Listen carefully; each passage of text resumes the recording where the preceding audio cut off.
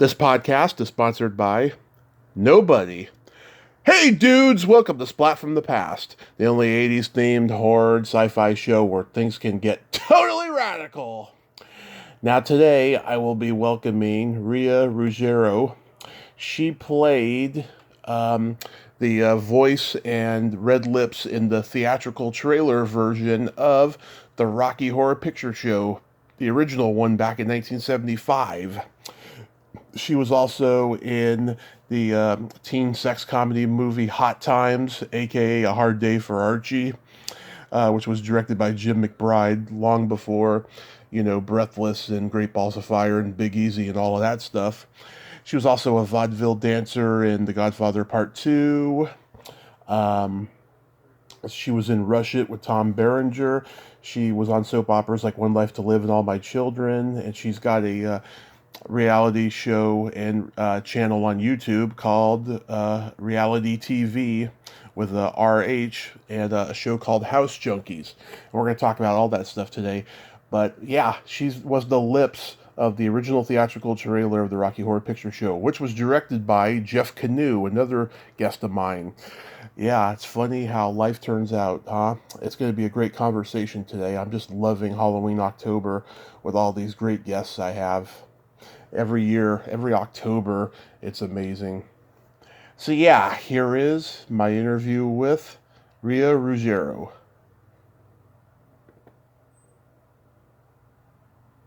Hey Rhea, welcome to the show. How are you today?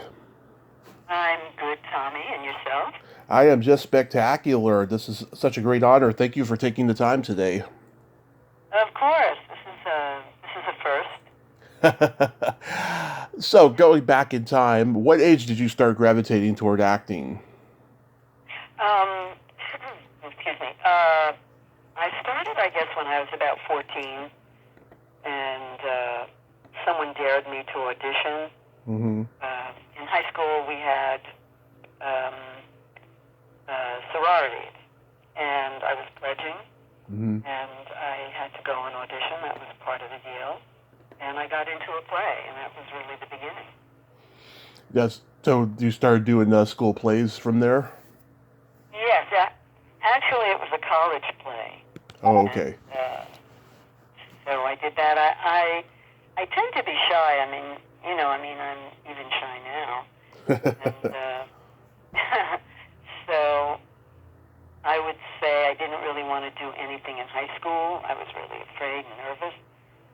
So I did something outside of school, and that really worked out. And then from there, we did summer stock, and then little by little, I got on my feet. So. Yeah. You're born and raised in New York? No, I was raised in Westchester County. Oh, okay. And so I took the train in. I studied dance back in the 70s. And I wanted to do commercials. There really wasn't any television then. And commercials were just kind of beginning to get really lucrative. Mm-hmm. Excuse me. And the only problem for me was that I was Italian and I couldn't get an agent. I had this long name and dark hair, and so I was too ethnic. And then finally The Godfather came out, and everything was kind of going Italian. Yeah. But I couldn't audition for the paper or soap. I had to do tomato sauce. So I booked every audition I went out on that was Italian. I was sort of the queen of that. Yeah. For a period of time. So are you trained in all types of dancing? That really was just for fun. I love to dance. I love to play tennis. I took jazz, ballet, Haitian, rock and roll, that sort of thing. Yeah. And, it was fun. And you studied with Uda Hagen. I've talked to many of her students. What did she teach you that you still remember to this day that you use when you're acting? Oh, that's a very good question. Mm-hmm. Know what you want in the scene. Know who you are. Mm-hmm. Who am I? You know, let's say I'm nervous person, I'm fastidious person. I just make a list of everything, and then I bond with whatever I am and whatever the character is. That's kind of where I begin. I break everything down into beats, and I teach actually from time to time, which I absolutely love to do. Mm-hmm. Did you have any classmates that went on to become successful in acting? Yes, quite a few. Let's see. Cynthia Nixon doesn't remember me, although I've spoken to her. Joy Behar. Oh my goodness. I can't think of his name, and I'm embarrassed because we used to sit next to each other. Sex in the City. That's his wife. Chris Noth?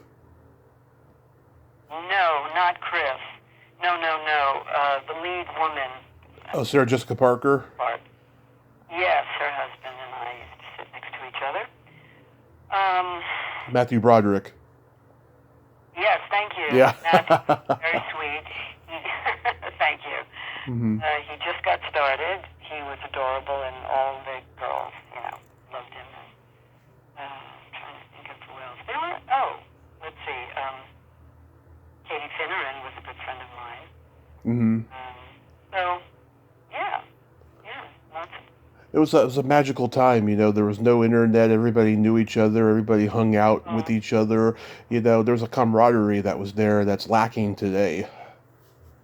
Well, not only that, there was a lot of talent in the class. A lot of people were talented. They just didn't get the break, or if they got married. But there's so much talent out there that people don't get to see.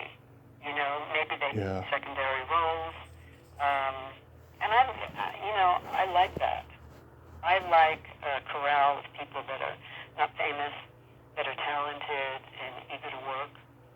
And the 70s really was a wonderful time. There was no internet. Mm-hmm. You really had to rely on your own intuition and your own talent. And so that's what I did. And I did a lot of commercials, and I wish I had sort of transitioned more into TV, but there really wasn't a lot. And I think I was very heavily invested in making a living because I got married and then I got divorced. So I had to work. Mm-hmm. And back in the 70s, I walked into a place called Utopia Productions. Mm-hmm. And they did movie trailers, and they did radio spots, and we became friends, and they hired me, and I think I was like the only woman doing trailer voiceovers. It's totally now. Mm-hmm. And I think from that point on, there really hasn't been anybody. So anyway, he gave me the copy for the Rocky Horror Picture Show. Yep. And I auditioned, and, I totally forgot about it. It really wasn't until I got a call from some people about it, and I didn't know, people who were really interested. Yeah, a couple of years ago, I talked to Jeff Canoe, and Oh, you did? yeah, it didn't get brought up. I didn't even know he did it until I watched the trailer recently on your YouTube channel. It said directed by Jeff Canoe. I was like, I'll be damned. I did not know that. He's very talented. He's done a lot of films, but he was king of trailers back in the 70s and the 80s. Yeah. He did Rocky, and he did the editing for many films. Oh, yeah, Ordinary People. Yeah. He did some great editing on that movie. What's that? He did some great editing on that movie. Yes. And I saw him recently, and we were talking about doing a film short of the making of the Rocky Horror Picture Show trailer. Mm-hmm. So I've got some footage of some things I'm going to put together. Yeah, he's an interesting guy. He's got a frequency that he operates at. Yes, he does, and he's very witty, and he's Mm-hmm. very, very creative. And he's a wonderful writer. Mm-hmm. Wrote his memoirs. I'm trying to get him to publish them, but, you know, we kind of lock horns about that. Anyway. Were you familiar with the play of Rocky Horror Picture Show? What is that? Were you familiar with the play? I was not until I saw it. You know, I saw clips of it when I did the trailer and the whole thing, and then I saw it after that. You know, then I saw the film. Yeah. So you went to go see the movie in the theater? Yeah, I did, and the trailer is the longest running trailer in the history of film, apparently. So. Yeah. What do you remember what the reaction was when you saw it? No, but I remember the reaction that I had when I was doing it and reading the copy. Mm-hmm. And I thought, oh, God, I hope my parents don't see this. It seemed so salacious and prurient, you know, at that time. So, then I just went back on the street, pounding the pavement, booking commercials, and then things began to change after the 70s and the 80s, and then the 90s, the corporations came. I mean, you could walk into any advertising agency, make friends, go to casting, schmooze, talk, Mm-hmm. get hired, do audition. It was a very different world. Now, it's like you just can't get in. Everything is corporate, Yeah, it's awful. It really is awful, and that's really the thing that I remember most about the 70s and the 80s. I felt so free. Of course, I was a lot younger, but I was so free. There were so many, you made relationships with people. Mm-hmm. And I'm still friends with now, casting directors, producers, copywriters. Now, everybody is detached. Yeah. I'm grateful that I had that. Yeah, you got to be we have. Yeah, you got to be a part of that magical era. Yes, it is. It was magical, and what I feel the most is that we were really free to be creative. Then once we got the devices, people look to the devices for some kind of guidance. You've got to put that down. You've got to put that phone down. You've got to put it in the closet. And you have to lock the key for a while if you really want to be creative. Because we're creative. The devices are not. They just regurgitate sameness, They're not original. They can't come up with originality, but we can. Mm-hmm. Absolutely. That's kind of... Do people believe you when you tell them that you were the lips in the trailer? I don't tell them. That's something that I talk about, I guess. I have a few friends that know about it, and I think I let my agents know so that they can use that as some sort of a interest, I guess. But not anything, that I talk about. I see. I think I'm a little shy about those things. But tell me what you'd like to talk about. What's your interest in? I have so many questions, but you're giving me all these wonderful anecdotes. Tell me, okay. Mm-hmm. Because I feel I'm kind of all over the place. So go ahead. Okay. The first movie on your IMDb is Hot Times, aka A Hard Day for Archie. I love this movie. Right. I love this movie. Oh, really? Yes. Okay. Do you have a copy of it? Did you see it? I had it years ago, but I see it on YouTube all the time. Okay. Did you see my scene? Yes. The scene where I have... that was the first film, really, that I ever did where I spoke. Mm-hmm. That's the scene outside? Yeah. He says that he'll go out with anybody, and you get offended, so you walk away. That's right. Right. Now, what's interesting is the director, Jim McBride. Yes, Jim McBride, which is why I did it, because I knew about his work, because I used to work at the Museum of Modern Art when I was a teenager, and he was there, and so he said, Rhea, I want you to go over there, and when I say action, say your line. Say your lines. And I said, okay. So I had to come up with something. So I came up with the dancing and working with her and so on and so forth. So, but if you notice, once I got on the set and I saw how racy it was going to be, I said, oh, no, no. And the man I was living with, and I was very young, he was outraged. He said, you can't do this. He gave me a hard time. Yeah. And so when I got on set, I changed my mind. They got really angry with me. So they said, okay, when you're in the gang shower, here's a towel. Go in the back. Yeah. So if you notice, I'm in the back with a towel on. It's really silly. But then what the Michigan brothers did was they put in hardcore. That film is different. The end result is not the film that we shot. Of course. I don't know if you know that. There's other things in there that we didn't do. Oh, I don't doubt it. It was pretty common back in those days. Yeah, they could do anything, I guess, and they did. So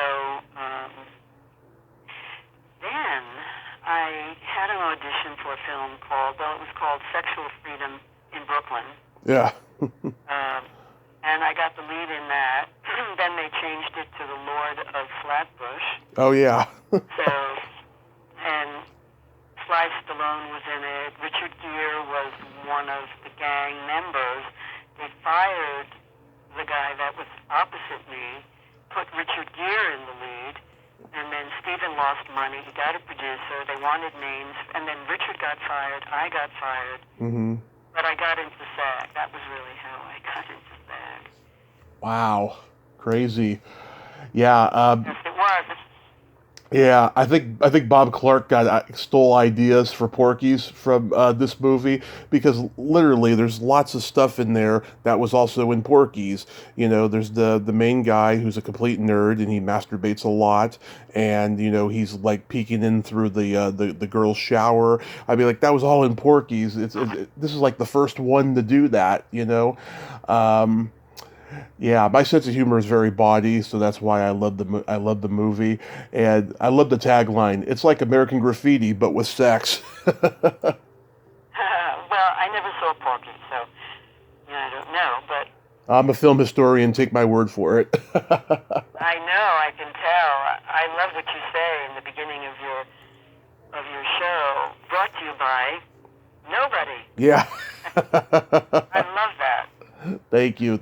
Yeah, I started doing that a year ago, and people think it's hilarious. So I think it's a good way to welcome people who haven't heard the show before, with humor. Right. And, you're also on your own. You're not, beholden to some company. Exactly. Another guest of mine, Bobby Lesser, was the gym coach with his curly fro in this movie.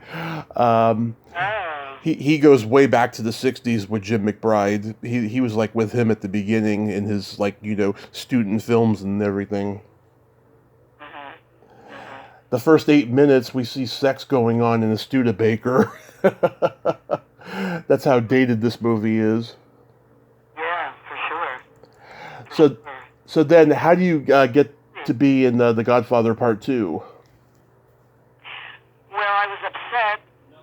I think because I was so upset that every time I went into an agent's office, you're too ethnically, two agents told me I should really, if I wanted to work, I needed to get my nose done, thin it out, because it spread when I smiled, and I thought, okay, bye-bye, you're not for me.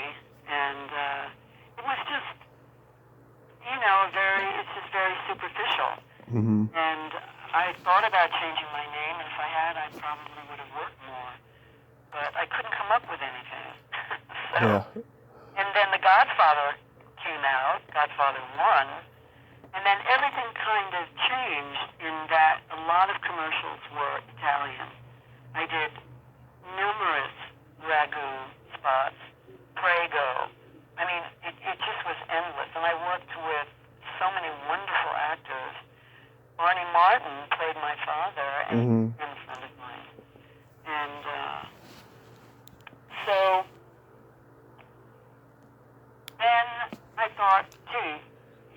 Godfather 2.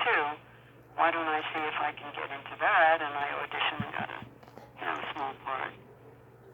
So, and I love to edit film, video, and I have some things that I'm working on, and one is the Godfather Diary, my experience going on the set at 7 in the morning. I have my own photos that I took. My father was so interested, he drove me to set, which was the Lower East Side. Right. And Bobby De Niro and I worked together. We got our makeup done, at the same time. He was very thin, very young, of course. Which he remembered me when I auditioned for Raging Bull. And got many callbacks and didn't get it. They wrote the part out, and it's a different part, and they had me come back numerous times.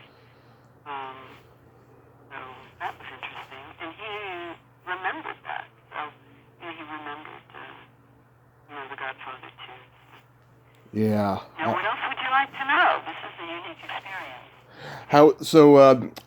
Do you have any memories of Coppola and how he was as a director?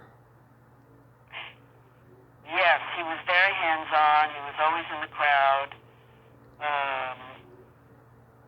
His father was the impresario, who was a musician and a conductor. He was on set.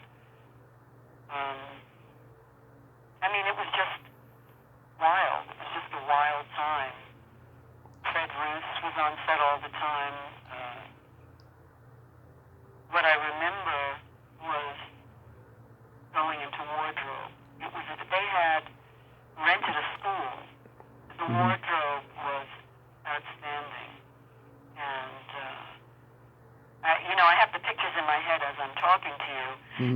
So I'm going to try to put that into a little film because I think it's interesting. Young people don't know a lot about the way things were. They only know what's going on now. Yeah. It's just sad. It's very, very different. Every valid point you're bringing up is what I'm trying to change with this podcast, trying to keep the memory of classic film, television, and music alive, because all this new content is just ruling the game, and it shouldn't. Well, it's conformity. That's what I don't like. I like originality, Yes. outside the box. I like actors that are older, or heavier, or very thin, or whatever it is, big nose, big lips, whatever it is, you have to be real. And the conformity, I think, has just kind of gotten out of hand. It sure has. Do you have any memories of De Niro or Pacino on set? What's that? Do you have any memories of Robert De Niro or Al Pacino on set? Well, I was never on set with Pacino. Okay. I was only on set and doing makeup with Robert De Niro, and I could say he was very focused. He didn't talk a lot. He was very polite, very thoughtful. I did become friends with Finucci, Italian actor. He was lovely. I think he passed away not long ago. And some other actors. But, it's been a while. I think the 20th century has so much to offer, and the 21st century is sort of disconnecting. Even when I go into buildings now, they've gutted the lobbies that were gorgeous and put very modern steel, glass plates. It's like they want to erase the 20th century. Yeah, it's creepy. It really is. Then you do Rush It with Tom Berenger. How was that? That was good. That was just a day's work. Cut out. Gary is a lovely guy. He's Henny Youngman's son, and he cut out a bit that I did, unfortunately. But it was fun.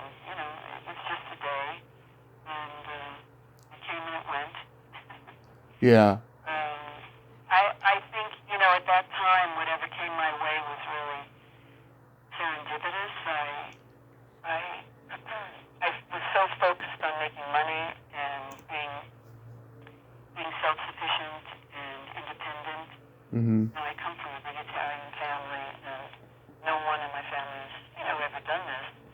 Um, so, I come from modest means. Mm-hmm. I put everything I had into it. Studying was so important. And every day I would go out, I'd have the Ross report, I'd walk to the train station, I'd have my bag, and I would go to agents. I mean, when they say pounding the pavement, that's exactly what I did every day. Mm-hmm. And I would walk into an agency, and they were open a month, and they'd say, oh, Rhea, yeah, can you go up tomorrow on such and such? I said, yeah. And then I booked it. It was like that. Things could happen by chance. It's much harder now for things to happen, in that way, Yeah. I think. Mm-hmm. You've done many off-Broadway and regional theater productions. Anything stand out that you're very proud of?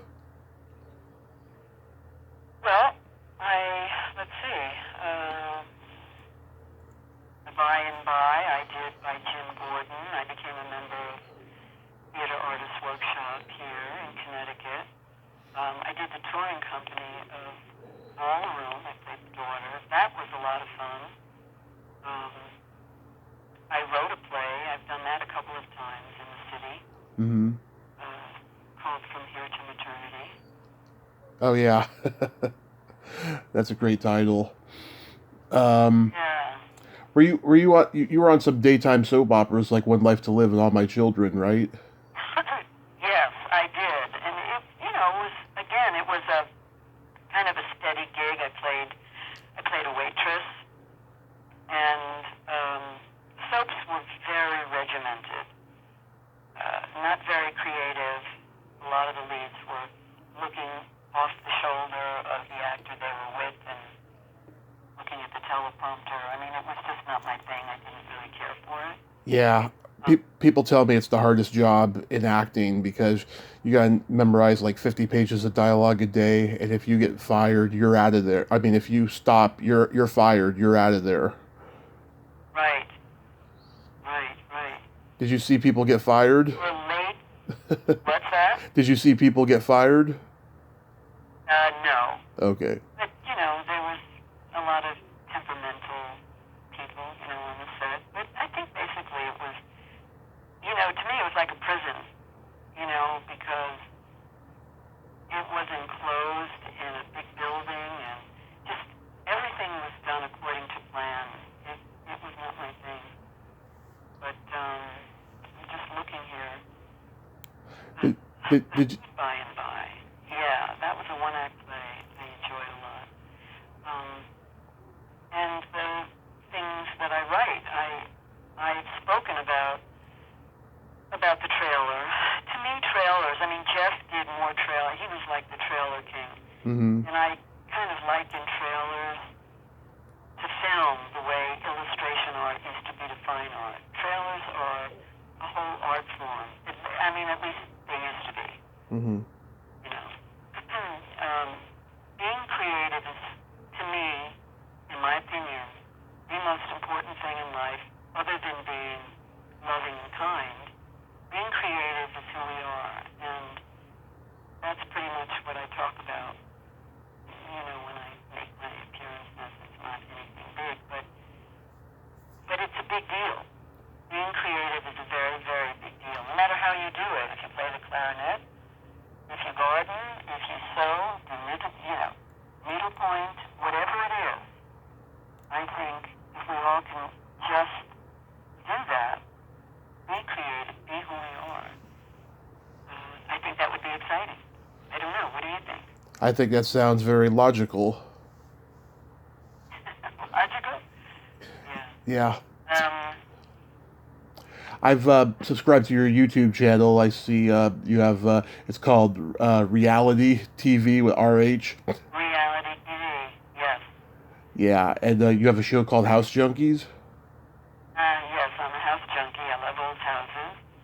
I have a small collection of vintage things, radios and such. Mm-hmm. Um, and I did it because I also feel that I wanted young people to know what the 20th century was really all about. I wrote a small book, which I didn't publish, Mm-hmm.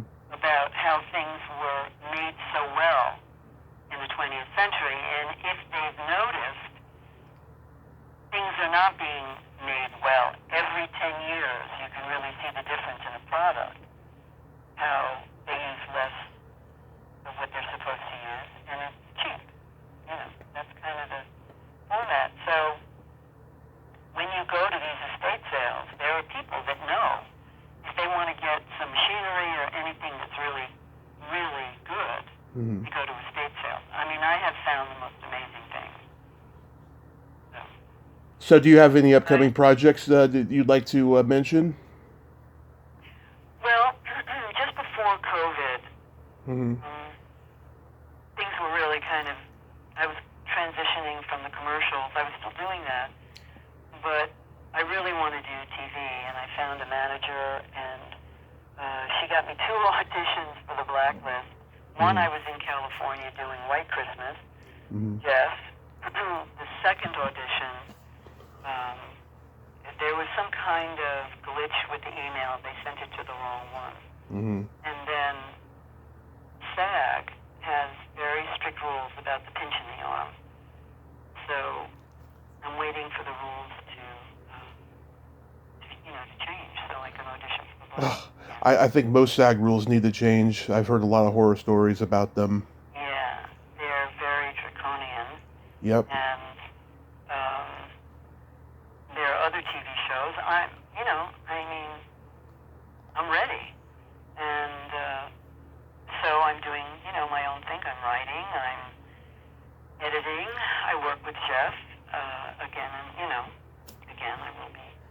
But, Yeah, didn't you do like a White Christmas play with him? White Christmas is a very dark, short film, very Oh, okay. well written by his talented daughter, Cameron. Okay. I wasn't too off. Sorry about that. No, it's misleading. I play a very controlling, wealthy mother, and we don't have a good relationship. And I flew out to do it, and that's when I got the Blacklist audition, and another audition for another TV show. So, then COVID came. I didn't do any house junkies. And, I'm just sort of getting myself back. I had a voiceover audition yesterday, and I'm hoping to just build some momentum. But to say that I'm angry at the Screen Actors Guild is putting it lightly. Mm-hmm. There are many actors that can't work, and yet I can work every place else, Yeah. It's over now. But I think it's political, Yep. and I'm not political. I don't get involved in that. And I got a phone call from friend Drescher, a recording, and I thought about doing a piece with her in terms of putting that recording on my timeline. Anyway, I don't know. I'll probably get into trouble. Oh, fuck it. Right. But, I'm just kind of leaving it up to the universe because I can't make them change the rules. Mm-hmm. And I don't know. What do you know about it? I don't know too much about it other than they're just so messed up. I got to interview Ed Asner before he died, and he told me, he served as the president of the guild for 2 terms. He says, I never thought we would end up this way, just with the lack of residuals and just the authoritarian approach that they have. He was disgusted, and just before he died, I saw a headline that said Ed Asner sues Screen Actors Guild, and I was like, yes, I knew that was going to happen. I knew it. He was pretty upset when I talked to him. What did he say? about the lack of residuals in the medical coverage. He was disgusted by that. I can't remember the full details because that was a couple years ago, but yeah, he said he had never seen such an authoritarian approach to the Screen Actors Guild in all his years. Well, you see, this is the thing I'm talking about. Yeah. There were millions of small ad agencies that were making a lot of money. Wall Street saw that. Mm-hmm. They came in and bought them all out. Excuse me. Mm-hmm. And everything gets corporatized. Right. Everything. That's why shows like yours or things that are small and original are so interesting. And so real, too. Yeah, and people want that content. Things that are different. And, the Screen Actors Guild, I think, has been captured. That's all I can say. Yeah. They did away with our health insurance. They took it apart. I think personally that the studios run the union, it seems. Yeah.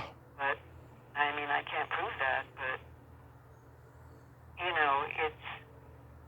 it's disheartening. But from that, I think something beautiful will emerge because I think Hollywood has been taken apart. So I think so too. we're in a transition. Yeah, I think we're in a transition that the whole matrix is kind of shattered at this point.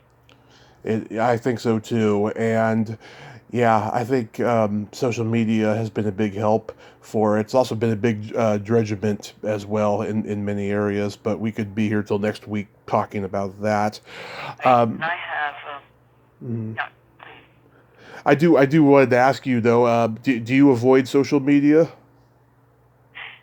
I started to do it. I even banked online, and then I get a creepy feeling. Yeah. So I don't. I have a Twitter account. I have all the accounts because somebody stole my name, reality TV, and so I hired somebody, and I did. I opened up that, but I don't like it. It's lonely. It just doesn't feel good. Right. For me. Right, I totally get it. Yeah, social media is not for everybody, and I'm always surprised when I find that people are not on it, though. Right, I think a lot of actors are not on it because even your emails, you have to watch what you write. Yeah. Everything is public.